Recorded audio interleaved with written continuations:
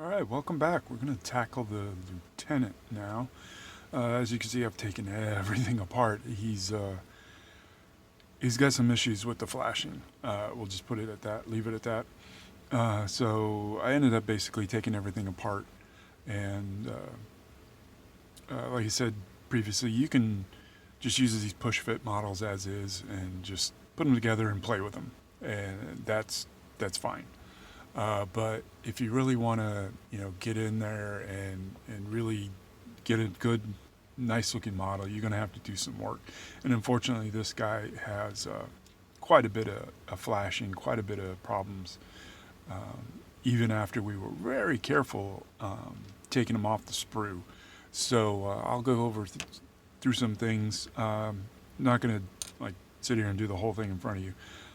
But we will tackle some real big problem areas that Marines just have in general, like shoulders, helmets, and kind of a lot of these fiddly bits that they're going to come with.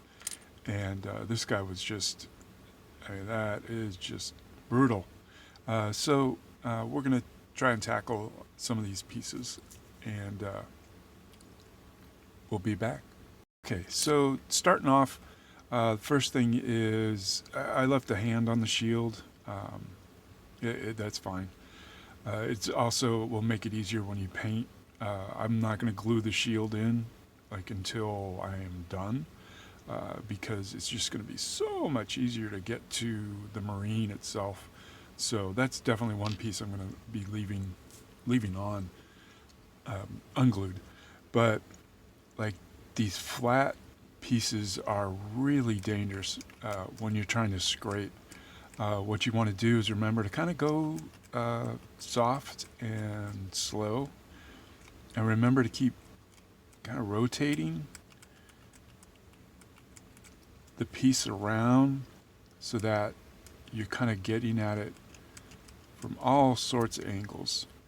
And I find that really helps out and gets a good scrape. Now, you could use the X-Acto knife on this, but I would advise you against it because what happens is usually the blade's going to cut into the plastic, and what's going to happen is you're going to get like a divot, and instead of it'll be hard to get all that bump down, but what happens if you use an X-Acto knife a lot of times is you'll actually cut into the plastic and you'll get a divot in there.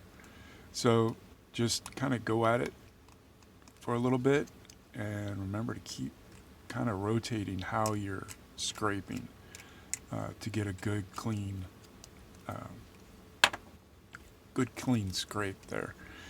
And then usually what I will do is real quick go over it with a little sanding stick, and remember to get the front and back, because what will happen is you'll get like plastic will kind of curl around, and you want to make sure that that's nice and clean.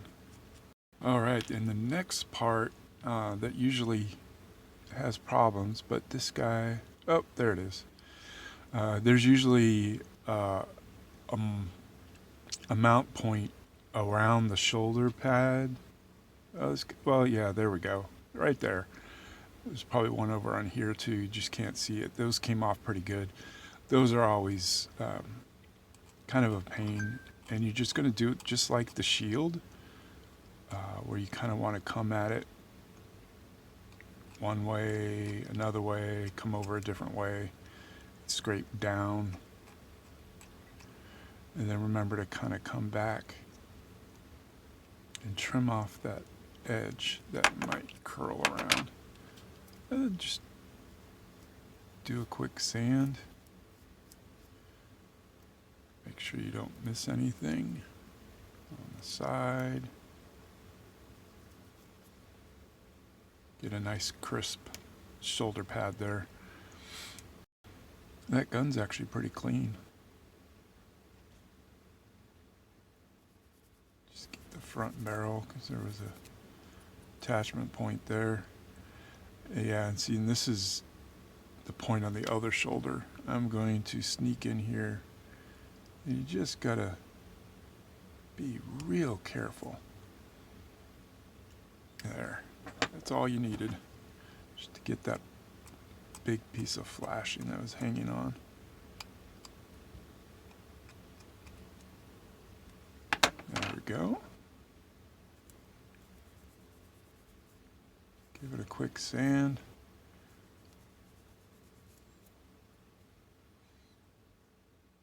Got the bottom. Alright, a little bit on the greave there. I don't know what the forearm thing. Let's get that. Scrape. Oh, there's the big guy right there. That's going to be troublesome. You're not going to be able to really get in there with the scraper. You're going to have to use a knife. Just remember, little bits, kind of like that when you're painting. You know, 2 thin coats are better than 1 big heavy coat. Well, like 8-9 scrapes is better than 1 big scrape, because you'll probably take a piece of the miniature off with it and probably a piece of your thumb. So small scrapes, and like I told you, you come at it from different angles. You'll get a cleaner result, really. Go in there, scrape.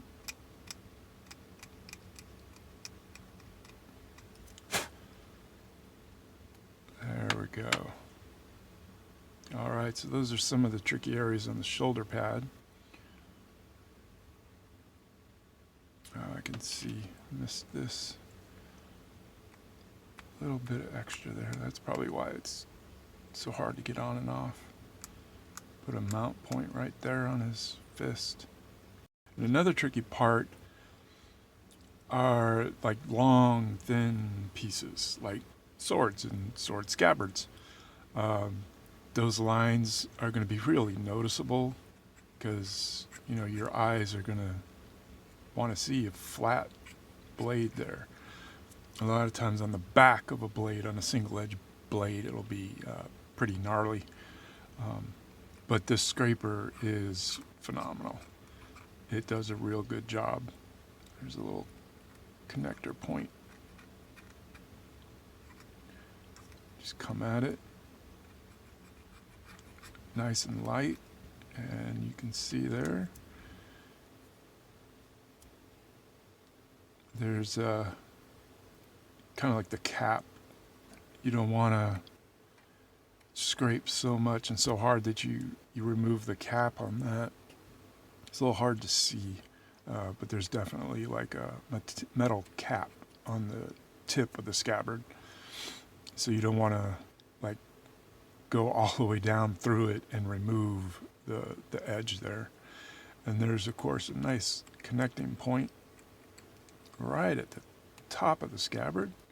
So it's going to be real difficult to get in there and scrape it off. But you just kind of attack it a little bit and there you have it. And the pommel always has a nice mold line on the pommel. But you just kind of scrape it down and away it goes. And now for the real thin mold lines, probably just need to go in there and give it once or twice. That should scrape it off pretty well. And just kind of go back over. There we go. I'll scrape there. But remember to leave a differentiation where those metallic pieces are going to be and the scabbard itself, so you don't roll right over those and remove it by mistake. All right, next part that's usually pretty tricky on a Marine is the shoulder, not the shoulder pads, but well, they're a lot like the shoulder pads, same issue. The jump packs are the nozzles. Oh, I just love these nozzles. The trick is with the scraper, this is a round surface. So what I usually do, you can make, and I don't know why no one's made little tools with sandpaper to be able to go over that. But what I've found is as long as you don't scrape like one direction over and over and over and over, because it will kind of flatten out these nozzles. So as long as you kind of keep the piece moving around, it's going to come out pretty well. Now you can get fancy with sandpaper to go around these little bits. I found that just being able to continually move the scraper around, it works pretty well. And you can always go back with a sanding stick if there's some rough areas. And sometimes, this is pretty clean. Sometimes these nozzles, you can find some mold lines around the exhaust. This guy looks pretty good, and with the big iron halo, that actually kind of helps reduce the amount of work you're going to have to do. That actually looks pretty good. And now this lieutenant, of course, he's going to have some more bits to really go over here. His, I don't know what they call these, blast plates, jousting plates, something or other. There was one kind of gnarly connecting point on him.